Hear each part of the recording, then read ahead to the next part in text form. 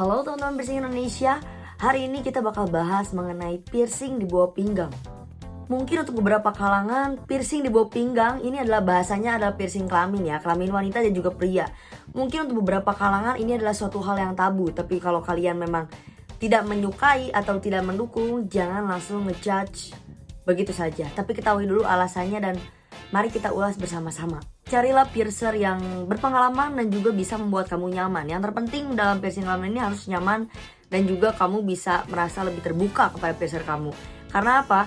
Kamu pasti akan ditanya, tujuan kamu piercing ini hanya untuk aksesoris atau untuk memberikan rangsangan untuk lawan jenis. Supaya apa? Sebenarnya ditanya kayak gitu bukan untuk menyangkut hal privacy, tapi untuk hasil piercing yang maksimal supaya tujuan piercingnya itu bisa tercapai. Kamu harus pilih piercer yang profesional. Karena apa? Takutnya bukannya bisa menjadi hiasan yang menarik atau bisa merangsang lawan jenis, tapi malah bisa menyebabkan suatu resiko yang amit-amit sifatnya permanen. Kamu harus super nyaman dan bisa terbuka sama piercer kamu. Karena yang namanya di piercing kelamin itu pasti sensitif banget. Jadi harus dicek dulu nih, bentuk anatomi kelamin kamu kayak gimana, apakah cocok dengan apa yang kamu ekspektasikan, apakah bisa dengan apa yang kamu inginkan. Makanya kamu harus bisa nyaman dan terbuka dulu dengan piercer kamu.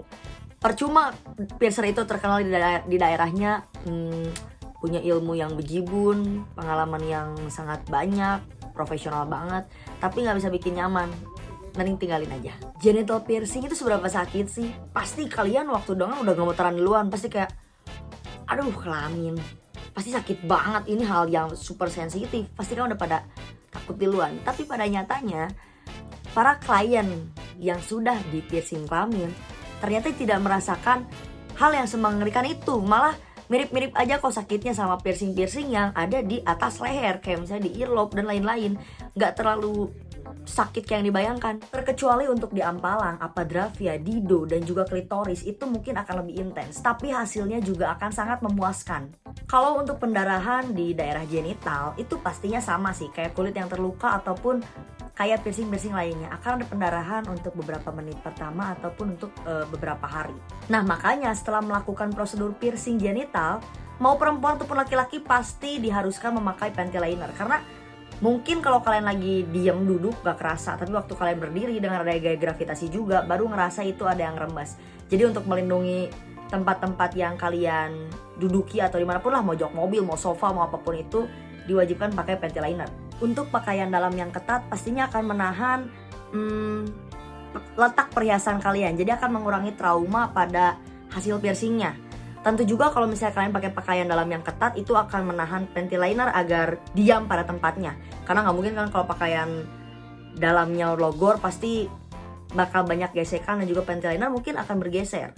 Udah gitu, kalau misalnya kalian pakai pakaian dalam, jangan ada yang sobek. Karena apa? Takutnya nyangkut di piercing kalian dan nanti malah takutnya sobek atau ada pendarahan lagi, luka-luka yang tidak diinginkan. Banyak banget yang bertanya kayak misalnya, kalau kita di piercing genital nanti kita buang air kecil kayak gimana? Itu nggak apa-apa, itu tidak bermasalah selama itu adalah air urin kamu sendiri. Karena air urin kamu sendiri juga, kalau tubuh kamu tidak terdapat suatu penyakit, itu juga termasuk antiseptik, jadi aman-aman aja. Untuk hari-hari pertama setelah piercing, mungkin air urin akan terasa sangat menyengat. Makanya kalian harus perbanyak minum air putih dan juga jauhilah yang kayak jus jeruk atau vitamin C yang bisa meningkatkan kadar asam urin tersebut. Supaya apa? Supaya mengurangi ketidaknyamanan kamu juga. Mencukur area kemaluan kalian sebelum melakukan piercing genital itu adalah hal yang sangat baik. Karena apa? Itu bisa membantu piercer kalian saat proses penindikan agar mereka bisa melihat jelas area yang akan ditindik. Udah gitu, mungkin kalian nanti ngerasa gak nyaman akan rambut kemaluan kalian di kemudian hari setelah piercing, itu bakal nyusahin kalian juga. Karena kalian akan baru bisa shaving and trimming setelah pendidikan, itu harus nunggu lukanya sembuh, mungkin beberapa minggu setelah pendidikan. Sekarang kita bakal bahas ke piercing genital perempuan. Ada yang namanya vertical clitoral hood. Ini masa penyembuhannya 4-8 minggu. Untuk gaya awal perhiasannya bisa pakai straight barbell, bisa pakai curve barbell ataupun pakai ring style. Dan untuk ketebalan awal perhiasannya itu 14 gauge ataupun 12 gauge. Maksimumnya itu adalah 10 gauge. Untuk ukuran awal perhiasannya, entah itu panjang dan diameternya itu pakai 3/8 inch sampai setengah inch. Untuk prosedur pemasangan, kalian bisa langsung tanya ke piercer kalian. Kalau piercer kalian bilang akan pakai forceps, segera tinggalkan. Karena itu malah bakal bikin rasa sakit dan tidak nyaman yang seharusnya tidak diperlukan. Karena yang betul itu harusnya pakai NRT, dan NRT-nya itu diposisikan di bawah hood. Piercing ini cenderung menyusut dan juga menutup dengan waktu yang cepat, tapi gak jarang juga kok perempuan yang bilang mereka sangat mudah melepas atau memasang lagi perhiasannya sendiri. Tapi karena ini adalah posisi yang tidak dapat dilihat oleh banyak orang, hanya tenaga-tenaga ahli aja yang bisa tahu kamu pernah di piercing di daerah situ dan lokasi persisnya di mana. Selanjutnya ada Princess Diana Piercing. Untuk masa penyembuhannya sama 4-8 minggu. Dan gaya awal perhiasannya itu kalau nggak straight barbel ya pakai cube barbel. Untuk ketebalan awal perhiasannya itu minimal dan paling umumnya 14 gauge dan maksimalnya itu 10 gauge. Dan untuk ukuran awal perhiasannya itu entah itu panjang atau diameternya itu 3/8 inch sampai setengah inch. Princess Diana Piercing ini atau lebih umum lah didengarnya itu ada Diana Piercing. Ini identik dengan VCH, cuma penempatannya itu dia di sisi hood, bukan di tengah-tengah. Terus ada juga horizontal clitoral hood. Itu masa penyembuhannya sama 6-8 minggu. Untuk gaya awal perhiasannya dia cuma bisa ring style. Dan ketebalan awal perhiasannya itu adalah 14 gauge, itu minimal dan maksimumnya adalah 10 gauge. Untuk ukuran awal perhiasannya sama 3/8 inch ataupun sampai setengah inch. Piercing ini lebih terlihat bagus daripada terasa bagus. Karena ini tuh melintasi jaringan hood pada bagian klitoris. Dan banyak banget perempuan yang suka karena unsur estetikanya. Kalau anatomi kamu tidak simetris, sirinya itu bakal berputar ke satu sisi dan juga akan menyebabkan tekanan. Tekanan ini akan menimbulkan ketidaknyamanan dan juga migration.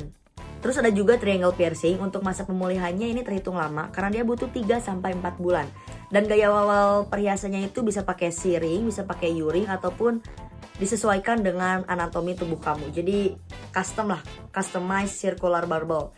Terus untuk ketebalan awal perhiasannya itu 12 gauge dan juga 10 gauge itu untuk umumnya, tapi untuk 14 gauge itu sangat jarang digunakan.